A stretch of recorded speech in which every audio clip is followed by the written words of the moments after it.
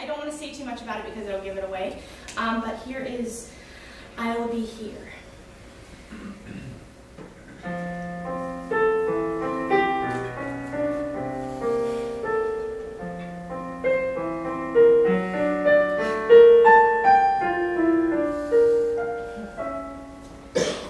We met, of all places, in front of Christie's, some freakishly cold winter's day.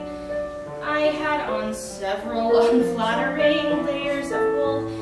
He slipped on the ice with his grocery bags full, so I rescued some Fruit Loops he dropped by the curb, and he made some remark that my smile was superb, and I thought that was sweet, and I started to go, and he said, "Hey, what you doing tomorrow? Because I'll be here at the corner of Bleecker and Mercer tomorrow at 7. If you want to meet up, I'll be waiting right here. And in case there are two fellas waiting for you, my name's John." He waved and then he was gone.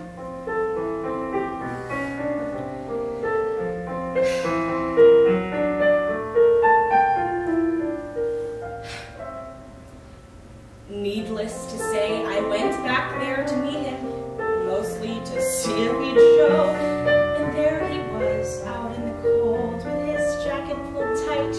He took me to dinner, then kissed me goodnight. The next week we went to this terrible play, and the week after that, drank hot chocolate all day. And suddenly 8 or 9 months had flown by when he said, "Hey, what you doing the rest of your life? Because I'll be here, right beside you, as long as you want me to be. There's no question, there is nothing I've wanted so much in my life. And this might sound immature, but I'm totally sure you're the one." And we had just begun.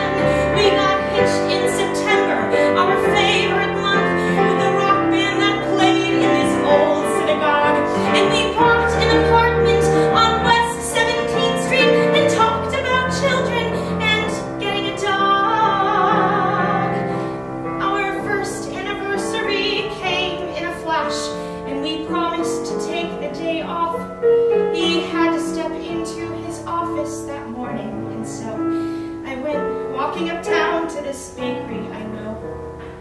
When I heard on the street what I thought was a joke, till I noticed the sirens and saw all the smoke. So I'm running back home with this feeling of dread to the voicemail he left, with the last words he said.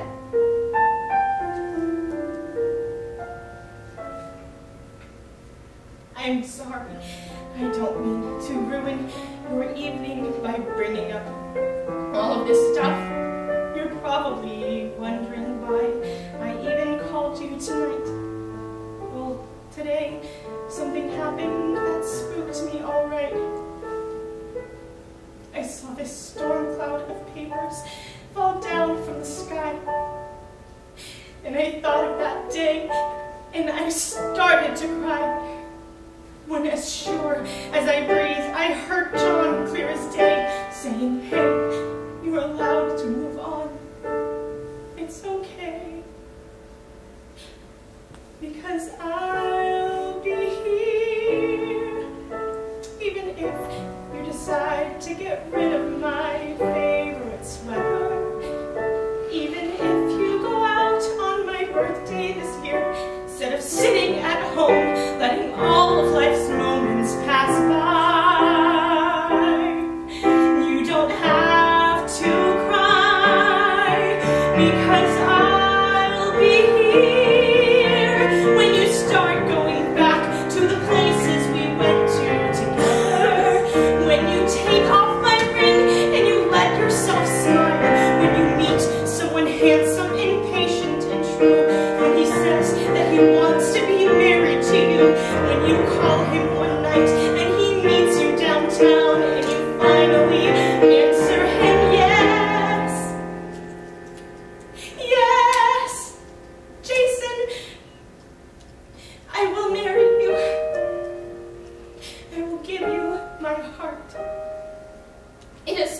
been so long.